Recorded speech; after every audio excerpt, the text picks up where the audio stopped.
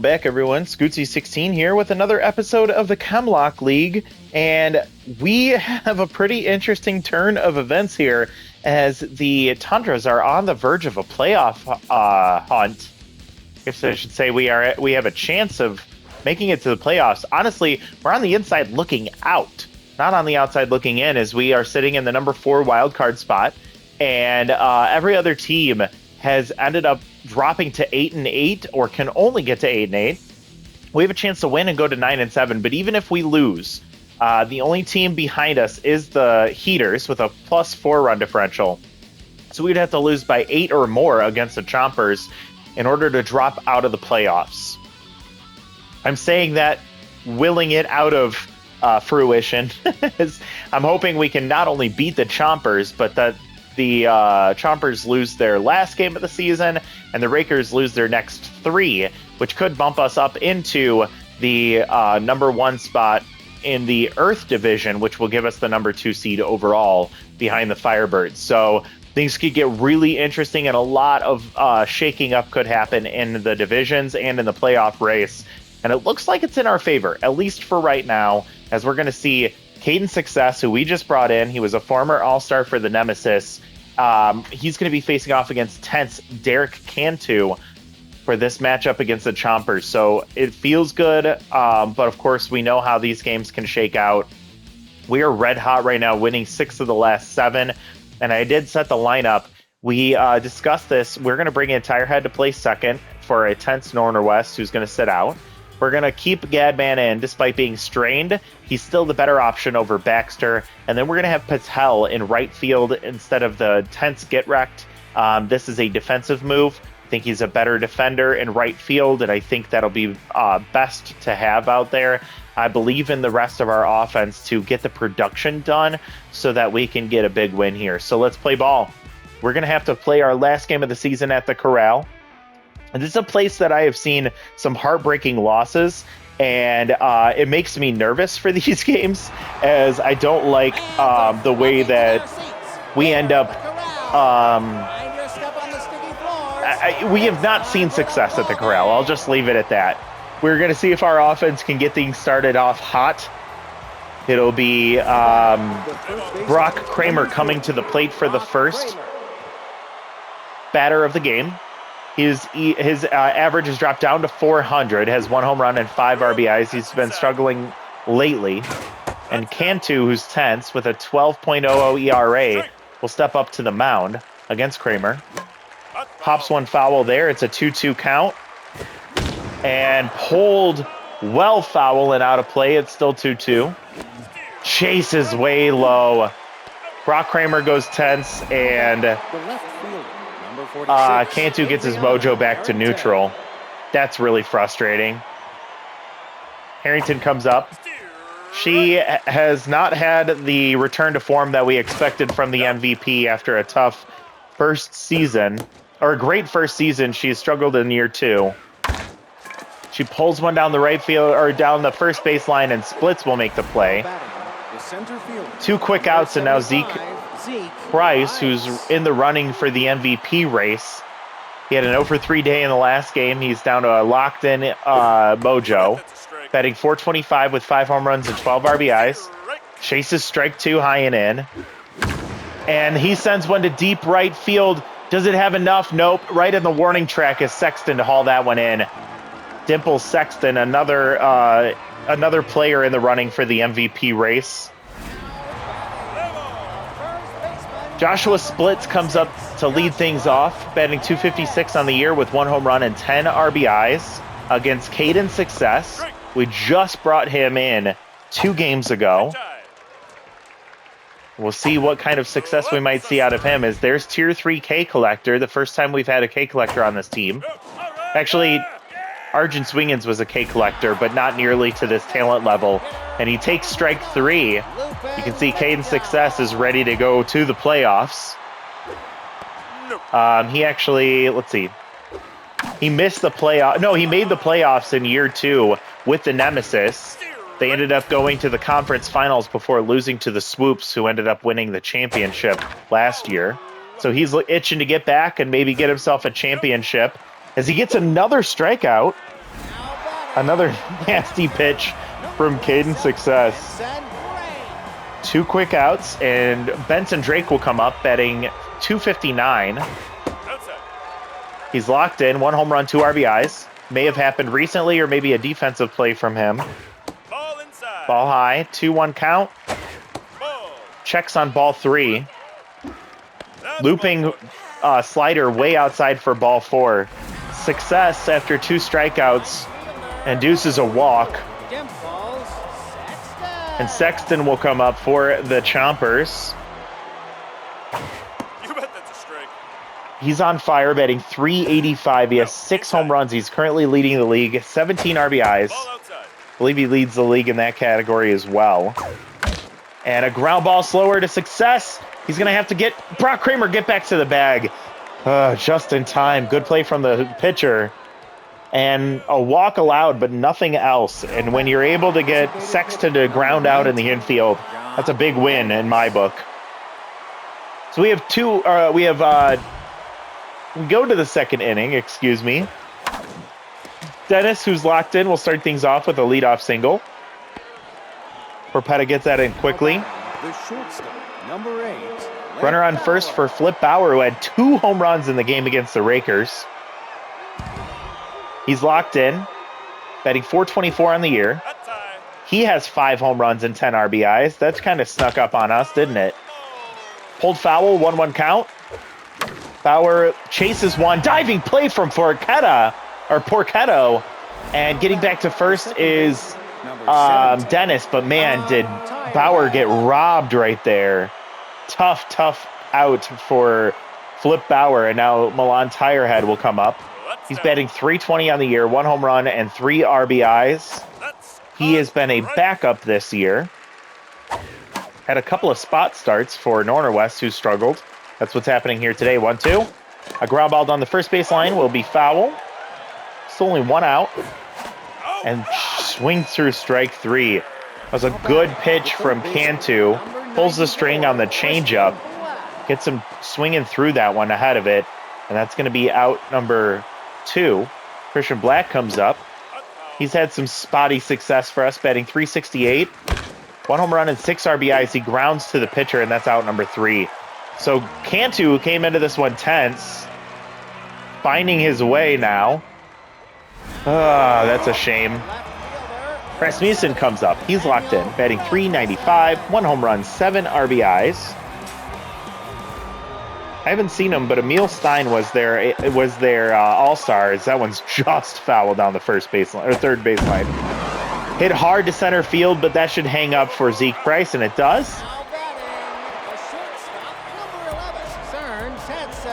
Cern Tedson. Ted's batting .211, no home runs, 5 RBIs, tier 2 fastball hitter. Gets a curveball for strike 1. Slider will tail just inside ball 2. And a liner up the middle will get down in front of Price. A 1-out single for Tedson. Not enough to get his mojo back. And Cora Porpetta comes up. She is batting .321, 1 home run, 5 RBIs, has tier 2 slow poke out of the box. Has tier 2 butterfingers. We haven't seen that play in effect in the field yet. Ball low. Swings through strike 2. K Collector activates for Success. And he gets the strikeout, his 3rd of the game. That'll bring up Jagger McMillan. We saw him have a pretty decent game against us the last time against the Chompers, if I'm not mistaken. Batting .250, no home runs, 1 RBI. And a strike taken.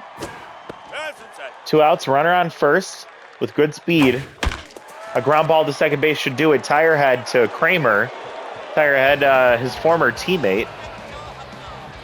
And McMillan grounds out to end the inning. We head to the top of the 3rd. Looking to see if our offense can figure things out. It's going to start with Gadman, our number 8 hitter, who's strained. We've been relying on him. I think he's played all but 2 games this year.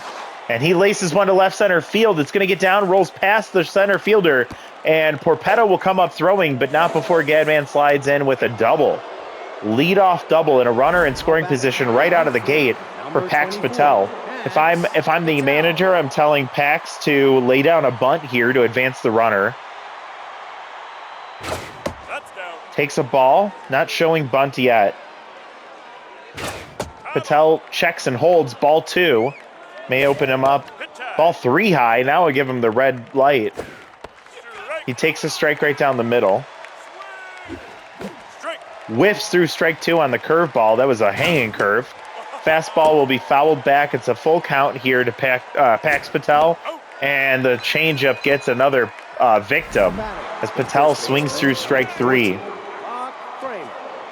Brock Kramer 0 for 1 and tense now. His average has slowly dropped below the 400 level at 392. He gets ahead 2-0 now. It's going to be a ball or a strike 2 or strike 1 called before pulling foul. 2-2 count. Ball outside. Full count here to Kramer with a runner on second and 1 out. And a ground ball to shortstop. Tedson will hold the runner and get it over to first for out number 2. We cannot leave this leadoff double stranded on second base. 2 outs for Harrington. She fouls off the first pitch she sees. Ball inside. Takes ball 2. The curveball drops out of the bottom of the zone. Ball inside, 3-1. Good spot for Harrington here. She takes ball 4. So honestly, good outcome here as that'll put 2 on with 2 outs in a high-pressure situation for Zeke Price, who's locked in. Tier 3 clutch activated here. Oh, what a spot for the potential MVP. Pulls down the left field line. That's going to be fair. 1 runner rounding third and heading home. Rasmussen will come up throwing it for third, and Harrington slides into third safely. So it's going to be an RBI single for Zeke Price. That's huge for the MVP candidate. Dennis will now come up locked in. He has a base hit today. Runners on the corners with 2 outs. See if Zeke, which pressure just dropped significantly. Clutch no longer activated. I was going to say maybe he should steal second. 2-1 count to Dennis. Cantu at 47 pitches right now, so starting to get tired. And Dennis sends it deep center field, carrying. That one's got a chance, and that one's out of here. Jacques Dennis with his 5th home run of the year. A 3-run shot. A big moment here for the Tundras as they take the early lead. 429, his 16th RBI, and Dennis may have just jumped over Zeke Price for potentially MVP candidate. Cantu gets pulled for Delmar Tannen, who's also tense. He's at 3/4 stamina, facing off against Bauer, who's locked in. A ground ball to second base on the first pitch he sees, and that'll end the inning. But not before. We have a huge 4-run inning. An RBI single from Zeke Price, a 3-run homer from Jacques Dennis. The 2 players we needed to succeed here come through in spades. Caden Success has himself a lead. K-Collector activates on the 0-2. And Porchetto will take a ball low and in. Swings through strike 3. Another strikeout for Success. I believe that's his 4th of the day. Splits with Tier 2 Rally Starter activated. 0 for 1 today. Good hitter when he has Rally Starter activated. Success is locked in. Oh, a base hit up the middle almost takes his head off. So a 1-out single, and despite consistent being activated, we see Caden Success go from locked in to neutral just like that. Lupine McDowell comes up. He's tense, batting 154 on the year. Ground ball double play could be really nice. 3-0 count. Come on, Caden. It's the strike. 3-1. McDowell grounds into the right field. 2 aboard with 1 out. That'll bring up Benson Drake. Locked in. He has a walk today. Batting .259. 1 home run and 2 RBIs on the year. He's in a good spot to try and get this ball game back for the Chompers. And a ground ball. Diving play from Flip Bauer. He's only got to play at first, excuse me. And he's able to get it in time. It does advance the runners. Losing mojo is Drake. He's back to neutral, and Dimples Sexton comes up. He grounded to first base last time. He's still on fire. It's a really scary spot for Caden Success. And he gives up a base hit to left field. 1 run will score. Another runner holding at third. 2 on and 2 out for Nathaniel Rasmussen. 0 for 1, but still locked in. Great speed over at first base. Late on that one, fouls it off. 4-1 ball game in the bottom of the third with 2 outs. Missing outside is Success. A base hit or a hard hit ball sent to center field and deep, but Price will haul it in. Inning ends, but a run scores on the Sexton RBI single. It's 4-1. Big home run from big 3-run homer from Dennis. Currently the tiebreaker right now, the game-winning hit, if it holds. Tirehead comes up. I think he struck out first at bat.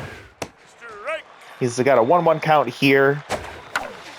And a ground ball to first base. Easy play for splits. Now back, the third baseman, number 94, Christian Black comes up 0 for 1. And Tannen's still tense. Takes the first pitch strike. Ball in the dirt. Curveball won't get him chasing. Fastball high and away. Taken for ball 2. Ball 3. Half stamina now. 3-1 count. And Black takes strike 2. Chases fastball high. Now batting, the catcher, number 50, Gadman. That'll bring up Gadman. Despite being strained and tired, he is 1 for 1 with a double and a run scored. Strike followed by a foul, and it's quickly 0-2 with 2 outs. Man fouls one off. Ball taken inside. Good eye from Gadman. Oh, he swings through strike 3.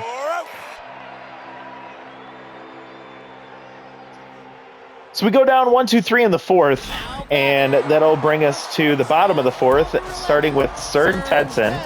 1 for 1, still tense. Tier 2 fastball hitter will be activated here. We'll see if Success challenges him. Starts with the off speed outside. Another off speed catches the corner for strike 2. Or strike 1, excuse me. A liner into left. Sliding into the glove is Harrington, but they're calling it a trap. And that's going to be a leadoff single for Tedson, bringing up Porpetta. Now pitching. Ooh, boy. Success gets pulled for Ellen Booth, who's at full stamina for one of the first times in her career. She's locked in coming into this game. She gets a pop-up into center field. Shallow, easy play for Price right on the star. 1 out, runner holds at first.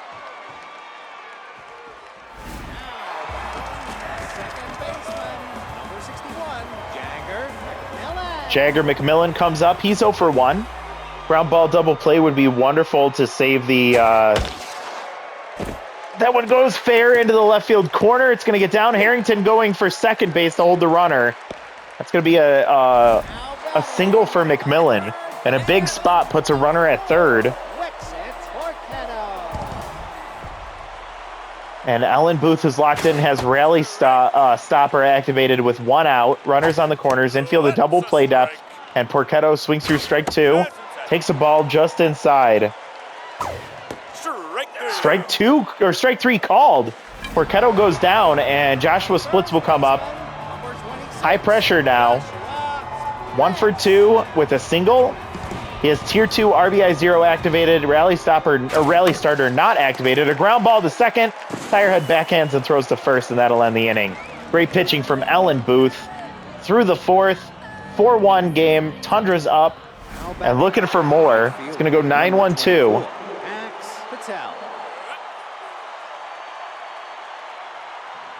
Starting with Pax Patel. He struck out in his first at-bat. He takes a strike here. Tannen back to neutral mojo.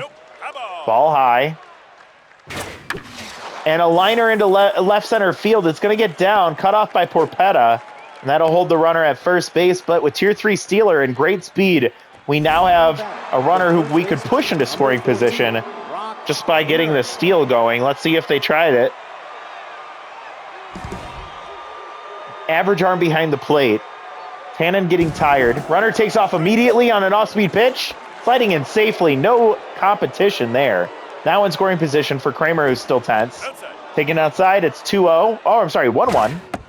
Strike taken for strike 2. Oh my God, Kramer has looked so bad over these last couple of games. Number 46. An ugly strikeout. Luckily, we get the big stolen base. Ooh, they go to their bullpen, or they go to their ace in the bullpen, the closer,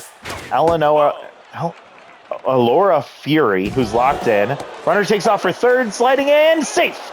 And Pax Patel is 90 feet away, infield in with 1 out.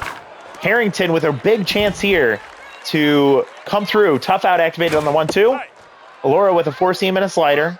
She's locked in. And down the right field line, will it stay fair? It goes foul. Oh my God. Harrington just misses at least 2 bases. She does it again, pulls foul once again. 2-2 count.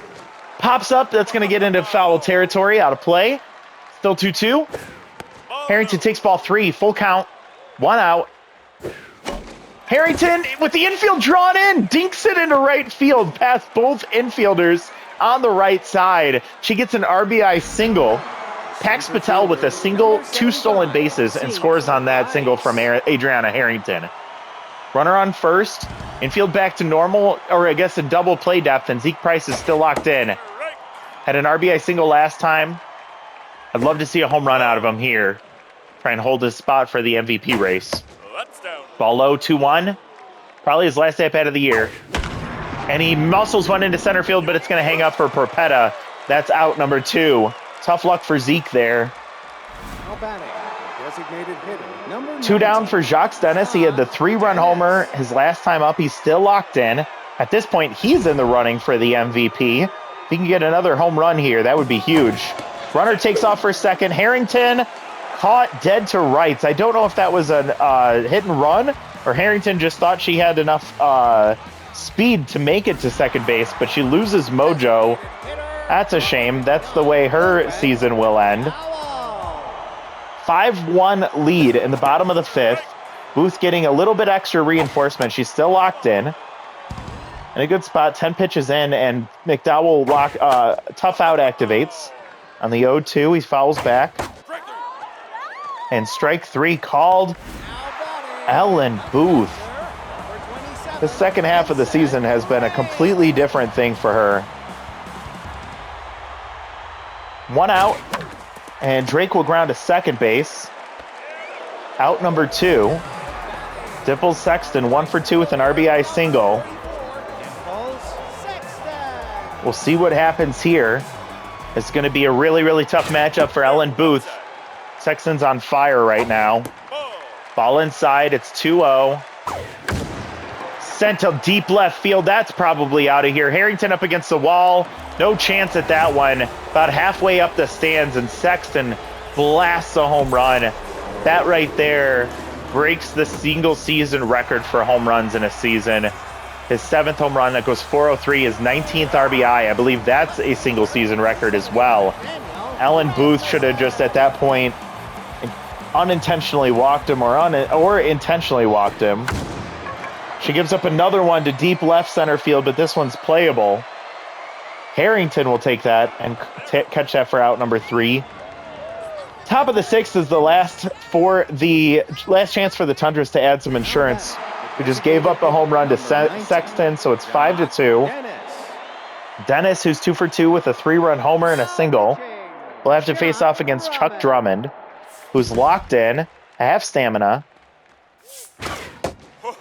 Takes a strike, low and away. Oh, man, what a swing from Dennis, but he's ahead of it. Falls behind 0-2. Fouls that one off, stays alive, 1-2 count. Drummond gets him to swing at one out of the zone, but he fouls it off again. Staying alive is Dennis. Takes strike 3 at the top of the zone. The check swing was not a good call. Dennis thought it was too high.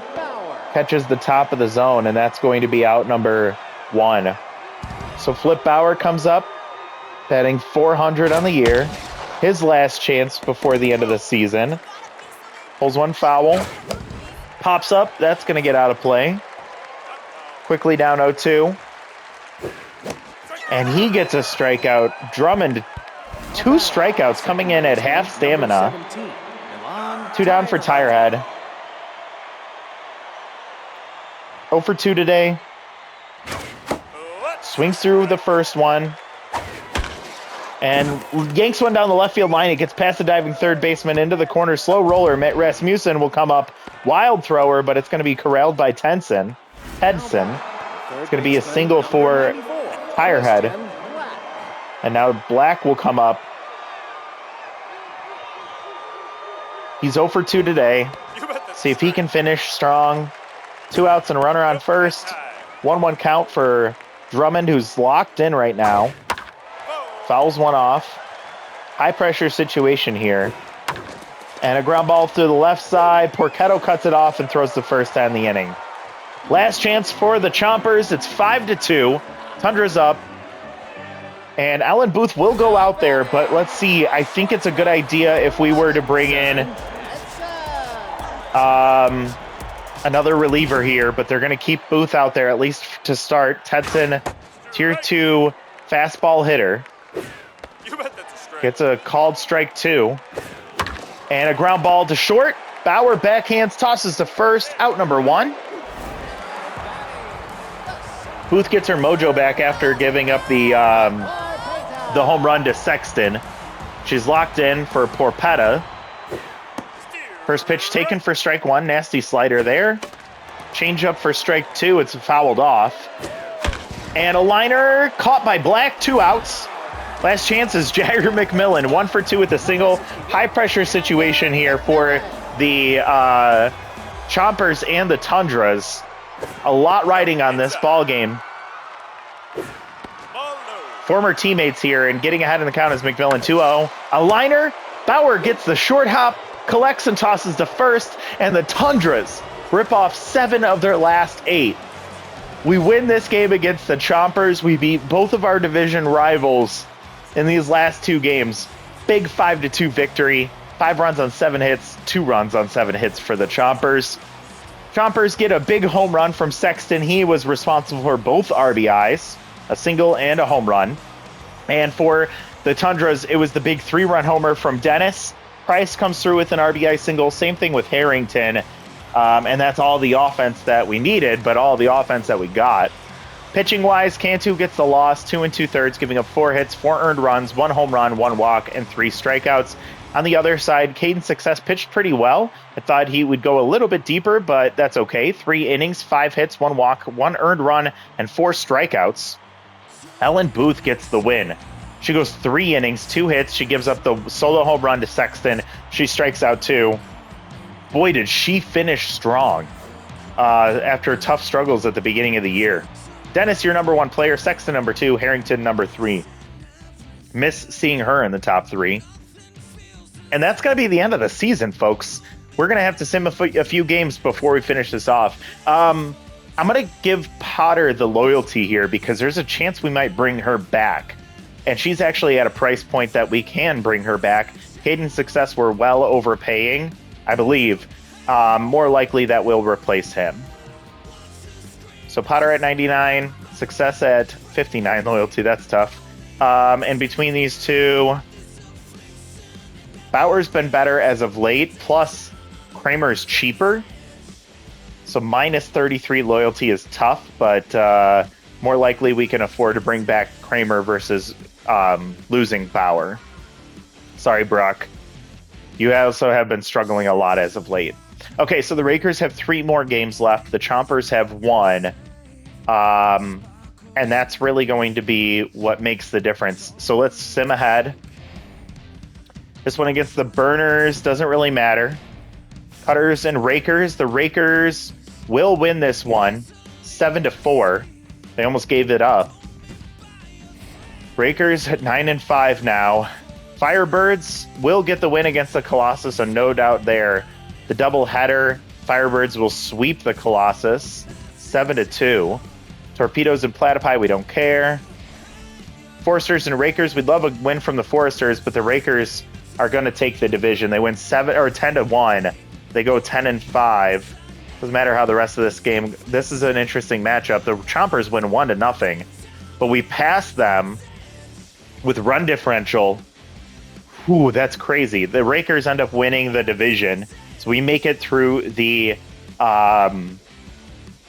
we make it to the playoffs through the wild card. But that's the thing. We made the playoffs. Didn't see that coming. Let's quickly let's check out the standings first. So we're at 9-7. We missed the division by 1 game and 5 runs. We end up making it as the number 3 seed. The Chompers are the number 4 seed, and we will have to face the Rakers in the first round of the playoffs. We actually beat the Rakers in 2 of the 3 games. We lost a 3-2 matchup against the Rakers in game 5, but we won 8-1 and we won 4-0. And with Potter, actually Potter was coming off of the back of a really of an injury game there. That's why she got the loss. So I actually feel really good about our chances against them. The Chompers are more scary to me, and the Firebirds, we lost 3-0 to them earlier this year. We'll see how it goes, but we have we're 2-1 against the Rakers. We were 2-1 against the Chompers, and we were 0-1 against the Firebirds this year against playoff teams. So I like our chances. So really surprised that we even have this situation that we're in. Let's see what happened since the last game of the season ended. We have a few things we need to do before we finish up this episode. We have Leighton McPherson gets dropped by the War Wagons. We're not interested in him. Way too low accuracy. Dylan Downhill. Interesting defensive option. We might bring him in to replace Black, depending on chemistry. Jacques Dennis, chance for contact and contact versus lefties. I might spend this on him before the playoffs, yeah, to see if we can get a little extra boost. Spitty Miranda, we might bring him in, actually. He gets dropped with tier 3 specialist. Let's see if he's a lefty or a righty. It'd be an expensive one, but it would be nice to help out Ellen Booth in there. Sawyer Harvey with Mind Gamer gets dropped. Center fielder could bump Price over to right field. And that could make Get Wrecked a nice bench option. Geez, there's a lot of options to consider here. Not interested in Hayden East. Development for Tirehead is his defense, but he has a chance to lose his utility trait. I guess it doesn't make that much of a difference for us because we're not really using it. Oops, sorry. Pavlova, Harrison, catching option with Mind Gamer. Interesting. No to you. No to you. Development for Potter. Development for Bango. No, and that's it. So let's look at development first. I'd say we do this one for Potter. She's going to be pitching in the playoffs no matter what. 2 junk. Not much. Tirehead. For the defense, especially the arm, I think this is worth it, even if he loses utility. So let's do it. He lost utility, of course. He has regressed so much for us with just bad luck rolls the whole time. He gets +3 fielding and +4 arm, but he loses 1 power. That's frustrating. Dennis, I'm going to give him the contact, and I'm going to hope for the contact versus lefties, which would be huge for him. He's really old, but he is worth putting the money into, especially with what we saw from him this year. Only the 2 contact, which is a bummer. I don't think we have an option to replace her, so let's spend some money on her. She gets +8 velocity, which is amazing.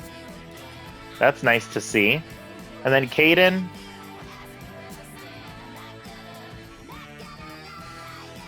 You know what? We can afford this, and why not help him out before the playoffs? He keeps consistent. He doesn't get the bonus rolls. He gets +3 junk, 1 accuracy. That's okay. All right. So that is our development. As far as options to consider here. Actually, let's do this. Spitty is scholarly. We can't make that move unless we got rid of Success, which wouldn't make sense to do. The weather report says there's Sawyer nothing but Harvey beautiful is spirited. sunshine out there today, and in honor of that, I'm wearing my sunglasses inside. We couldn't afford him for Patel. We definitely couldn't afford him for not Corona. having a lid for my Couldn't drink. even afford him for That'll Get mix Wrecked, up. so we can't bring in Harvey. Pavlova Harrison as a catcher. Pretty sure, no, we can't afford her. We wouldn't be able to bring her in anyway. She's scholarly. Massey, nope.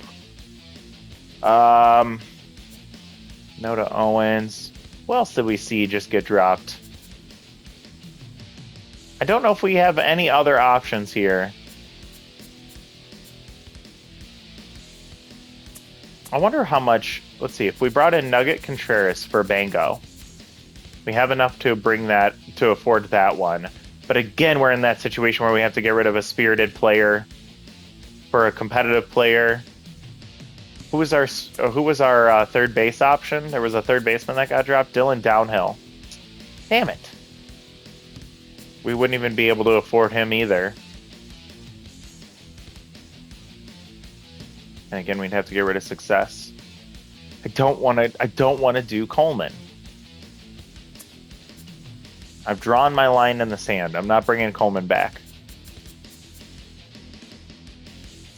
Escargo, Repo, Handspringer. That's actually an interesting one for Baxter. It would be a better fielder, stronger arm, much less contact, but more power and more speed.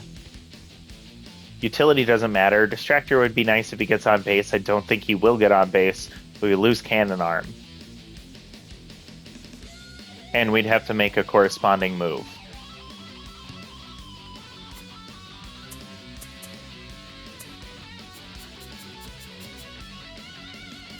And it would have to be a crafty for a competitive player.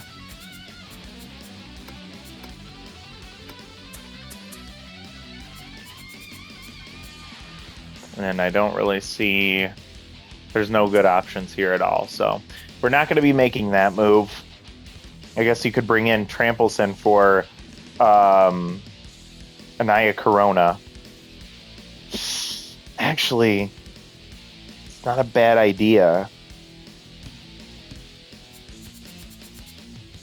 Corona we can get back in the off season. She's really nice and cheap, which is why I like her, and she developed decently. It'd just be another good option, including in addition to Patel. Can only play right field, but Patel can play the other outfield options. Garrett can play outfield options. Price can, and so can Harrington. So her limitation is not a big deal.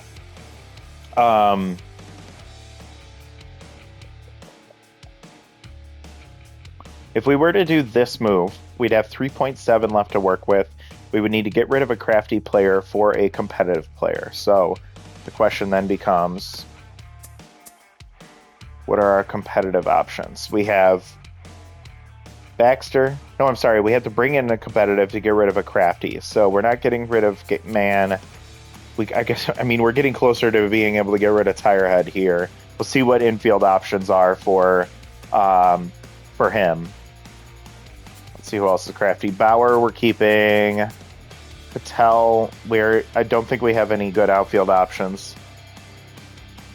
I guess at that point it would just be place Trampleson with Patel and then Corona with another competitive outfielder. We have Caden East. That's actually not a bad option. With Rally Starter and Tier 1 First Pitch Prayer.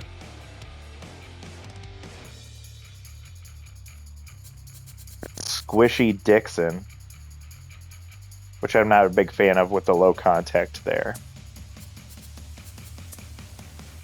So instead we could just go with Caden East. Oh, actually, Caden's really expensive. We wouldn't be able to afford it. So never mind there.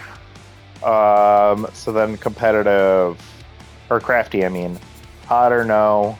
Russo. Nope. Nope. Nope. I'm hoping Russo doesn't even get a chance to start. And then Rivas. No, we're not going to get rid of him. So I guess we could just do the Patel for Trampleson move. Patel has actually performed a bit better for us. Ironically. Vertigo's Pizza. I guess we look at, let's see what infield options are.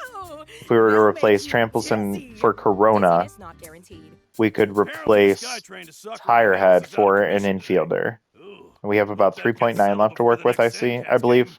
I don't want to have to take my bike out of We storage need a again. competitive Let's jam. player.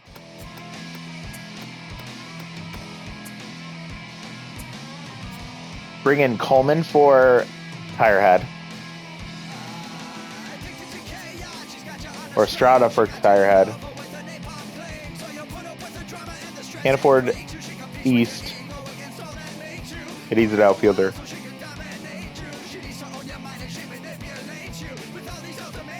No to McPherson. So, do we bring in Coleman for Tirehead? Tirehead's a better utility outfielder, but has wild thrower now. Better contact, worse power, better arm, slightly worse fielding, and he's slower. The outside pitch doesn't mean anything. I think I'm better off with Tirehead. And I think Trampleson, I do want to bring Trampleson in for Patel. I think he's a better option.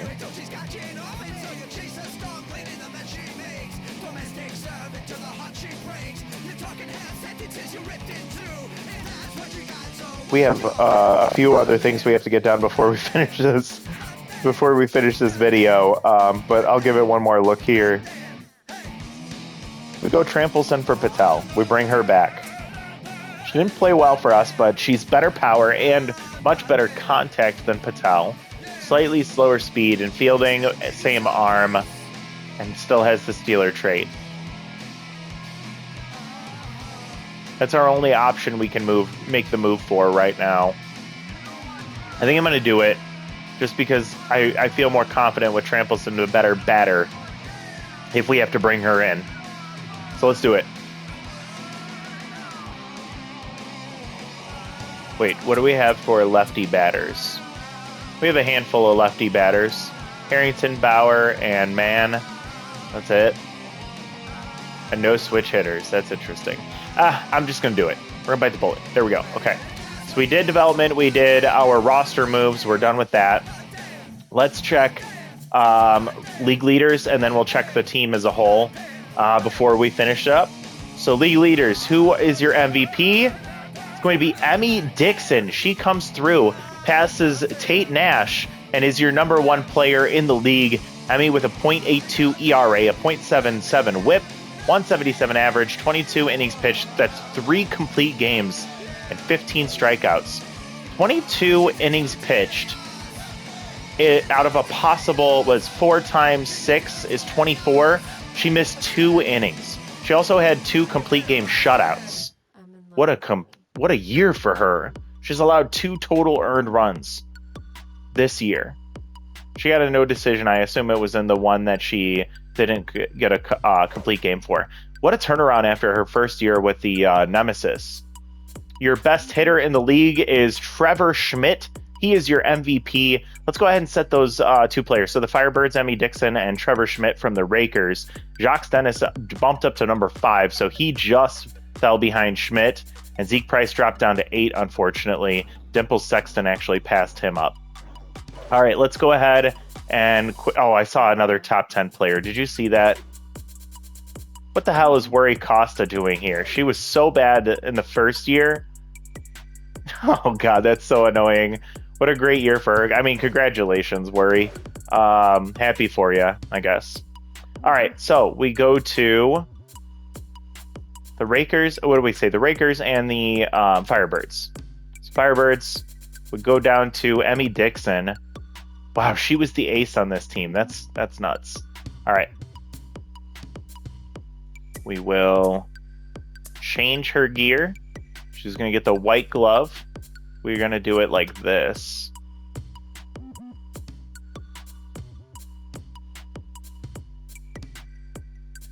And if you're not familiar, if you missed last season, we will do this every year.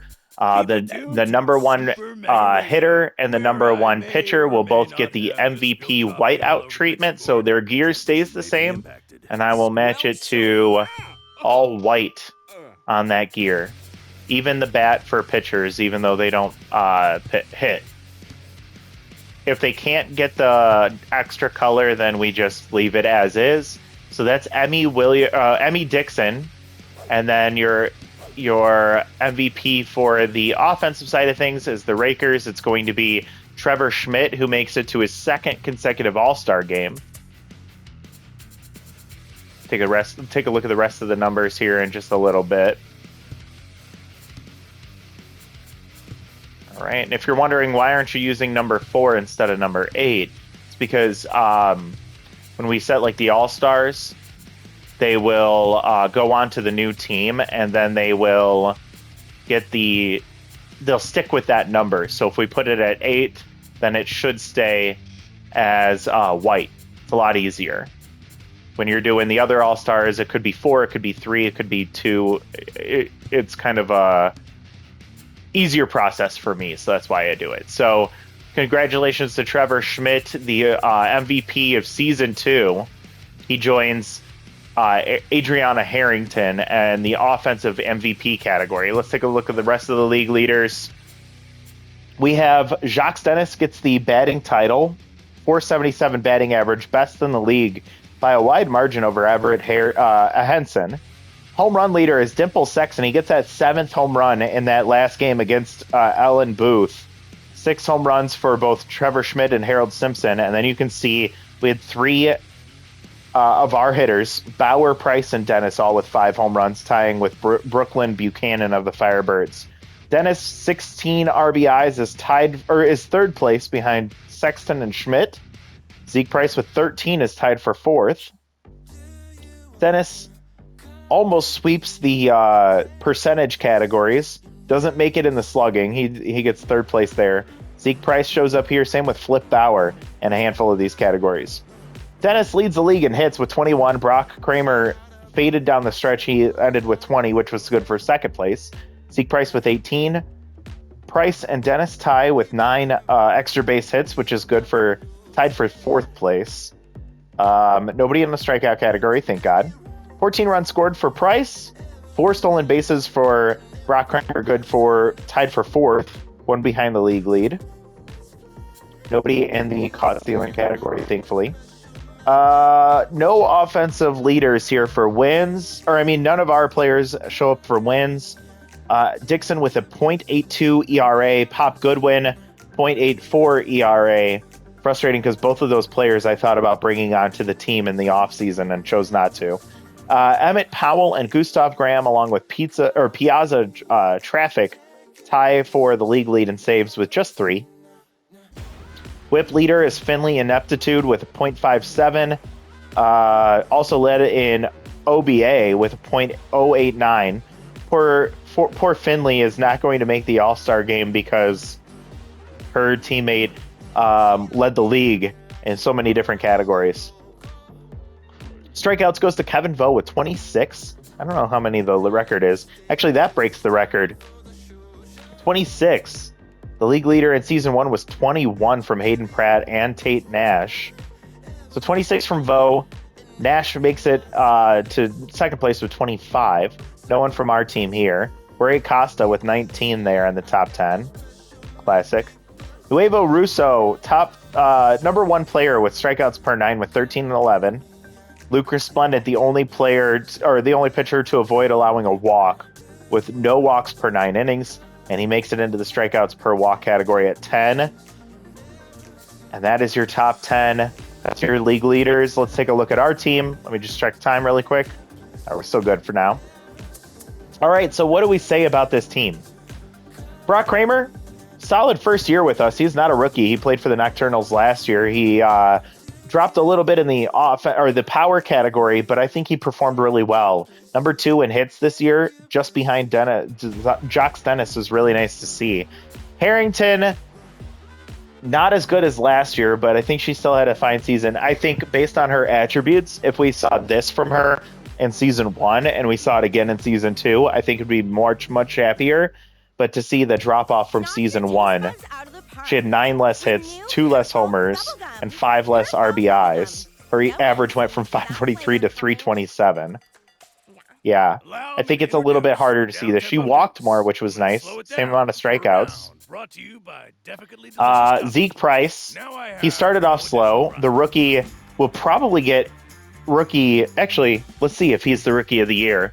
I did take note in a spreadsheet of who all of the rookies are. Let's see. I think Zeke Price is going to be your rookie of the year. Top 10. Dixon's not in there. Rosario, nope. There weren't a lot of good rookies this year. Tate Nash is not a rookie. Trevor Schmidt is not a rookie. Dennis is not a rookie. Serrano, nope. Sexton, nope. I don't think so. Nope. And then Zeke Price. So Zeke is your rookie of the year, which is pretty awesome. We signed the rookie of the year. He had a really rough start to the season, but came on really strong late. 5 home runs and 13 RBIs. And remember, 5 home runs came in 4 games. 419 average, 1350 OPS, 37 total bases. Jox Dennis, again, same thing. He started slow, picked it up as of late, or later. 5 home runs, 16 RBIs, 40 total bases, which is just insane. Flip Bauer picked it up. Love to see that. Tirehead was fine in his own right. Christian Black, yeah, he's going to be our weakest starter in my eyes. Gadman, I think he does fine as our catcher. I feel like I expect more from him, but I put too much pressure on him. Get Wrecked struggled a bit, but actually had a better year than the first year. Yeah, his average went up, his home runs went up, his RBIs went up, his hits went up, his OPS went up. He scored less runs, he hit less extra base hits, but he actually had a much better season overall. Still striking out too much.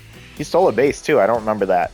Norner West, that was a tough year to watch him. I think he struggled more than he should have. 2 home runs and 7 RBIs. I think we expected more offensive output from him, but he still batted .314. He worked 3 walks. I'm fine with that. I still won't feel super confident about it in the playoffs, but I think Tirehead and him as a platoon is pretty nice. Russo was a surprise for us. He played for the Burners before he came to our team. I hope he doesn't have to pitch at all. Resplendent had a really bad year, especially coming off of last year's. It was rough to watch, but I think he can bounce back. Potter, as a rookie, came through in that last inning, or in that last outing against the Rakers, which was huge. I'm excited to have Caden success in the playoffs. I think he's going to hold down the fort. And then our bullpen. Honestly, was most surprised by Ellen Booth, by how much she battled back. She played in 11 games, pitched 16 2/3 innings. She pitched more than Potter, and almost the same amount as Luke Resplendent, which is crazy. She struck out 15, which is nice as well, but she got put in some really tough positions, and she battled through it. So she might be our... I think she's going to be our all-star this year. Magnus Rivas pitched well, but only in 4 games, 5 1/3 total innings. So I probably won't have him in over Booth. She battled hard for that one. Bango didn't look good. Quincy Healthy had a really tough beginning of the year, but came around a little bit towards the end. I'm hoping he looks really good in the playoffs with Clutch active more often. I think our starting rotation looks a lot better. We just hope that they can pitch to their talent level, and I think we'll be in good shape. So that's how the season ends. Before we start the playoffs, the next game or the next video you'll see will be the All-Star game. I'll go through the teams. I'll pick out the All-Stars for each team, and we'll put those teams together to watch an exhibition matchup before the playoffs. Let me know, who was your favorite player this year? For me, I'd have to say it was Zeke Price for sure. I hope he stays on the team. I hope he is an all-star for years and years to come. We'd love to see him become an S-tier MVP for this squad. I think Flip Bauer has a lot of potential to grow. And I also think that if Jacques Dennis can keep up what he did this year, it'll look really, really good in the playoffs and hopefully for years to come with this squad. So thank you so much for watching. If you enjoyed the content, us making it into the playoffs, somehow we make our way in as the number 3 seed. Like the video if you're enjoying the content. Please subscribe to the channel for more. Make sure you don't miss out on the upcoming playoff run that we're going to see from the Tundras. And with all of that being said, I want to say thank you so much for watching. Comment down below if you have any other ideas for this series or any other series you'd like to see on the channel. Hope you all have a wonderful rest of your day, and we'll see you all next time. Bye, everybody.